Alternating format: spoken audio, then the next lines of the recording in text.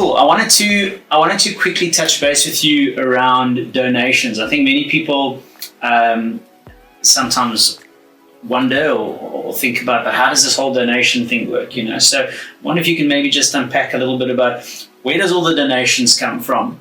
How do they actually land up in the store, tagged, priced, neat, clean, and the product looking pretty decent? So I imagine we get a lot of product that gets donated that isn't that great.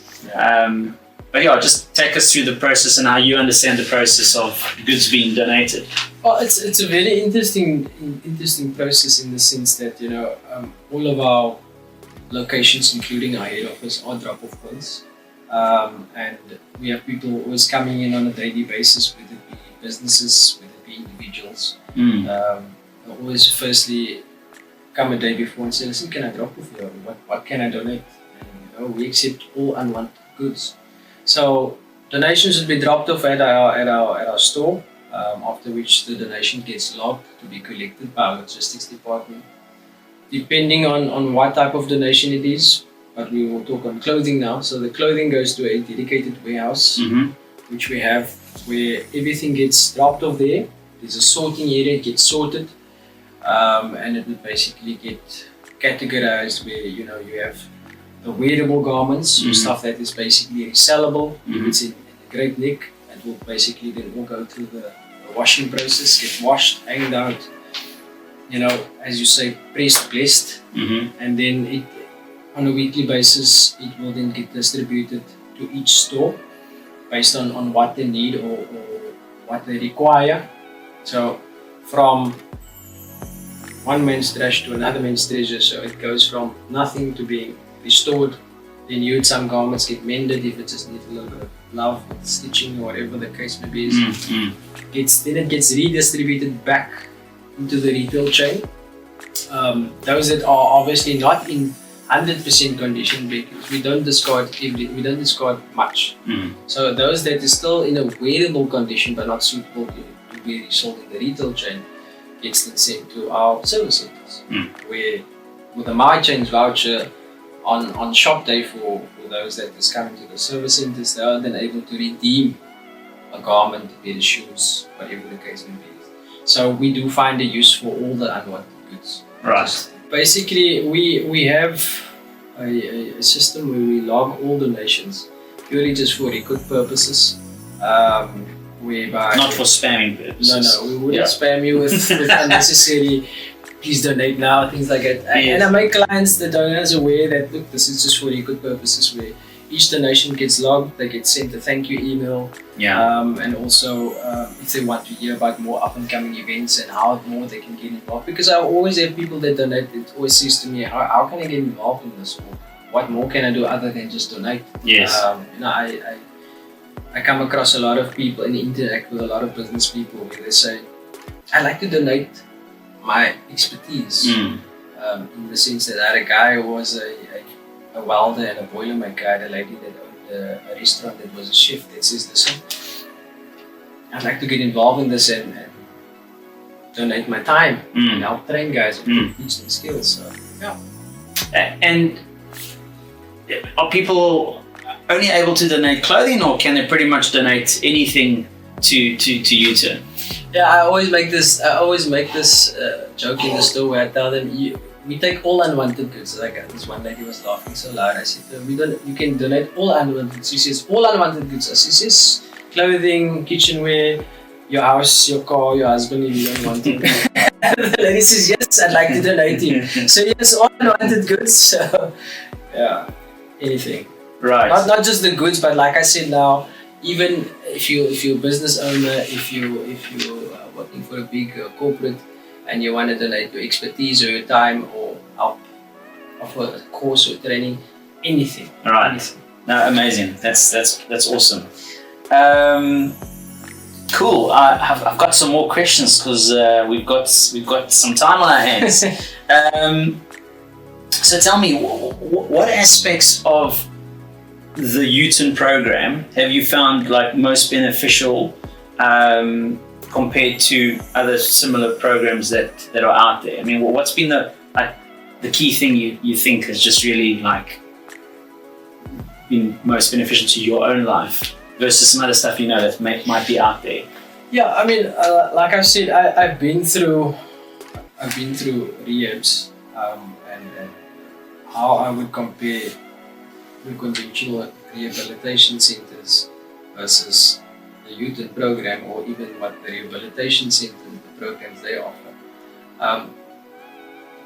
It seems like it's Uturn is more the program. It has the structure, but the program is basically they will tailor make it, and your caseworker will tailor make it to how, based on your level of, how would I say, education, because the program also caters for people that maybe didn't complete school, struggles with reading and writing. And I always encourage the champs that if I see a champ struggle that can't read or write, we then get them into that side where we help develop that skill because it's an important skill to have. So it's very important that I've learned the program and the skills that I've learned is first and foremost I've learned to love myself. Because the work that we do is your love conquers more. So even though everybody comes from very dark pasts, we cannot judge them for that because God doesn't judge. So I don't see color. I just see people.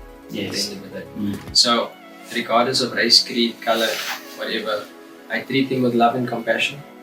And basically, the same way I was loved and shown love in this program and wasn't judged, that helps you to be able to thrive and to be able to grow. In the sense that no one judges you here. We know why you're here. So we don't want to look at the problems, let's look at the solutions. How do we find solutions to get you from there to there? And that is very encouraging to me in the sense that each individual, should I say, each champ is given equal amount of attention. No one is favored one over the other. Everybody is given the same amount of effort, time, love, dedication to help them reach their full potential. We try and extract and tap into what they're good at and work with that and try and push that comes out. Right. Basically. And I think that is basically the key for me. What I've learned coming as a champion in this program is that getting them to believe in themselves again. Because same way, my caseworker believed in me, my manager at the time believed in me, and you believed that. So I believe you can do this job. You believe you can do this job. It's like I say to and I take that with me every day, and it's something it's my statement each day to my champs before we start this in devotion. I will say to them, I believe in you. The organization believes in you. But do you believe in you? I need you guys to believe in you. Because if you don't believe in you, doesn't matter whoever believes in you. Exactly. Exactly. A good point. There is supported accommodation within Uturn. Am I correct? Yeah, that is correct. So the fantastic thing is that as our organization has grown over the years, we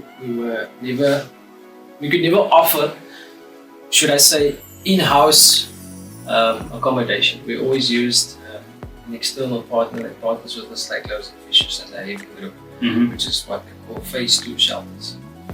So that was also another key thing that also helped me as a champ have less stress and anxiety, in the sense that, okay, I do my program, where am I going to go sleep? Or how am I going to pay for the shelter tonight, type of thing. So Uturn, at the time when I was a champ, they got me into Loaves. Part of your stipend was, they made sure that your accommodation was paid for. So now we are fortunate and blessed enough to have 3 of our own transitional houses with the growth that Uturn has had. I just wish I was still a champ, so I could stay in church house or Barrington house. I didn't have the privilege to live in one of these fancy houses, but I know the time we acquired church house, I probably just transitioned over into staff. Yes. So I just missed type of thing, and church house had just started at the time, and now we've got church house, which houses up to I think 20 males. Right. We've got Loewenstein house, which houses also up to about 20 males, if I'm speaking in correction. And then we've got Barrington house, which is for females. Right. Also, we've got a fourth one, but that falls under the Joburg region as well. So we've got 4 in essence, and that is amazing in the sense that I would say the difference from our transitional houses to a phase 2 shelter is that yes, they have house parents, but there you learn the responsibility and principles of running a household. In the sense that when they go and live in their own places, they know how to cook, they know how to keep the place clean and tidy. These are all things that you learn living in our traditional houses, basically. And I think I really, when I listen to you, and it just highlights how fantastic the work is that Uturn does. We don't take a one-arm approach towards rehabilitation or helping guys go from a place of brokenness to success. I think there's key things here to help a champ on the way of really coming out on the other side successful. One is work, having sheltered employment.